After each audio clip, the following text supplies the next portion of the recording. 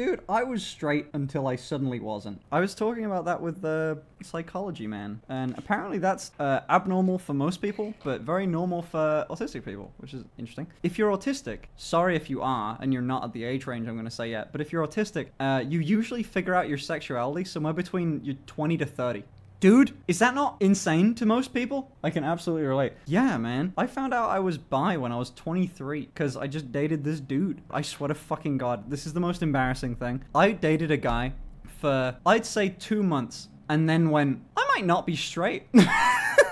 I was like, dude, you know, like 2 months into a proper relationship and I went, I wonder if I'm not straight. Fuck. Maybe this isn't like a curiosity thing. You can only suck so much dick. You can only, you can only. How did you start that? Do you want a sort of a hesitantly less detailed story? Because the story behind that was, I was talking to this dude and he was interesting. He was fun. And he ended up coming to somewhere near me and he was like, hey, I've got this, I think it was like an Airbnb or something. I've got this place booked out. Would you want to come say hi? Would you want to come meet me? I kind of went, I'm not doing anything on those days. And he is fun to hang out with. So yeah, I'm down. I'll go hang out. I'll go, fuck. This involves like a whole story. I'll go say hi. I'll go check it out. And the thing was like tons of fucking bedrooms. He linked me the thing. I was like, okay, cool. And so I went over, stayed there. I'm trying to not reveal too many details. I get people are sort of snooping on my privacy. But yeah, we met up. Dude, this is gonna be more explicit than there.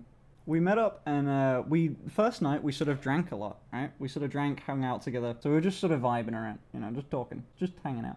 And there was this thing. I was in maybe not the best relationship before, because we were sort of drinking and went to bed fairly late, and we both drank kind of a lot. And I head to my little bedroom thing. He goes to his, and I wake up in the morning at God knows when to like a knock at the door, and I went, oh shit, okay, hold on, let me put like, you know, some clothes on and not just pajamas, and then pop up. I said like, oh, I'm sorry, I'm just in pajamas or whatever. So like, does that mean you're like clothes? I went, sure, yep.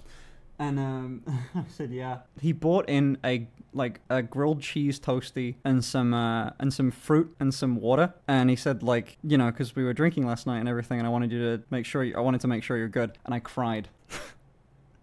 No one had ever treated me like that, ever. And I still remember that fairly fondly. I think it was a nice sort of thing.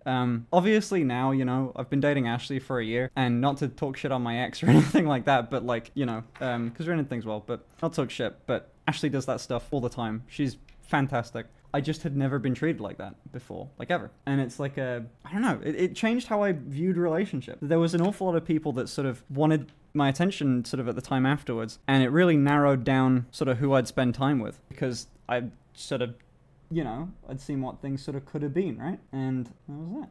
So, it's a little gay. it's a tad gay. Why didn't you marry him? I'm not going to talk about exes or whatever, man. But, you know, there's a reason why everyone breaks up. Things just don't work out, and we both sort of had our reasons for it, you know? I've been in a few relationships, like, while I've been online, and I would never talk about I'd never talk about any of the bad bits of any of them. It's just not a great vibe. Not fun. We talk about the good bits with Nat. Me and Nat only went on one date, sadly. He lied. Been in a relationship with Nat for years now.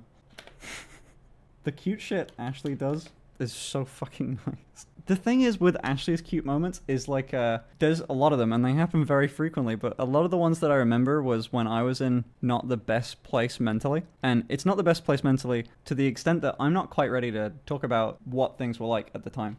Because they were bad. They were absolutely awful. I guess that's kind of enough info. Things were just really bad for the first like 3 months of the relationship, and the stuff that she'd do to help and the stuff that she's continued to do to help is insane. I would say that I would never date someone that was like me at the start of the relationship. I think it would just be too hard. I was never like, I don't think I was ever mean or an asshole or anything like that. I never did anything bad, but I was just hard to be around, and I was scary to be around because of, that might be too much information, because of just depression, shit like that. Scary in the way of like family was scared and shit, you know?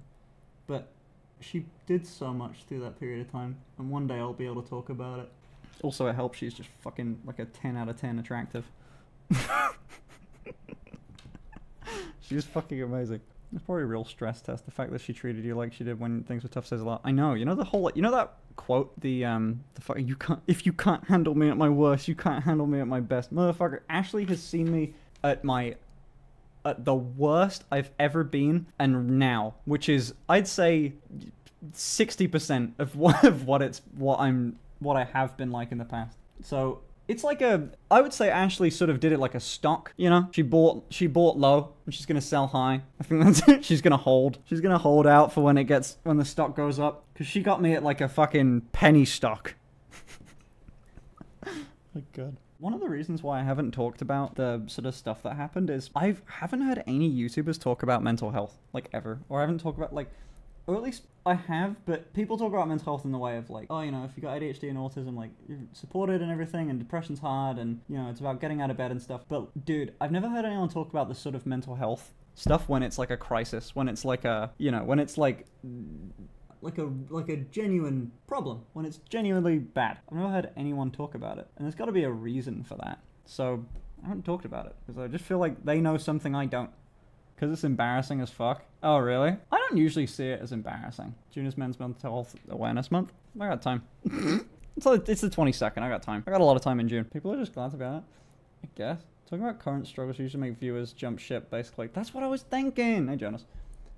Like, I think it's good to talk about stuff in the past rather than stuff now. So I'm gonna wait till it's fixed. Why was it embarrassing? Dude, mental health isn't embarrassing. Motherfucker, have you been mentally ill before? That shit can be very embarrassing. Are you insane? Dude, I'm not saying mental health itself is embarrassing, but the shit you do when you're mentally ill, incredibly embarrassing. You ever dissociated? Like in public? You ever fucking, dude, oh.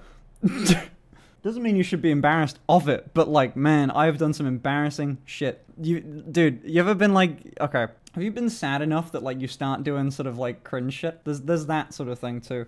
I think I've like suppressed all my embarrassing cringe memories of being like, being too sad can make you kind of cringe. I'm saying, every person has the capacity to be sad enough that they turn into like the really cringy people on the internet. Like, you know the type.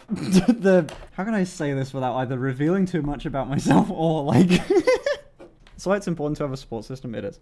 Born to be sad, forced to be cringe. Agreed. Oh, dude. I'm sure like Hitch can probably tell you about the more embarrassing stuff that I did. You can push it aside. Like embarrassing memories. I don't think I chose to push them aside. I think if I can't remember something that I did, or if I can't, sorry, not even did. If I can't remember something that happened, bad. That's usually not a great sign.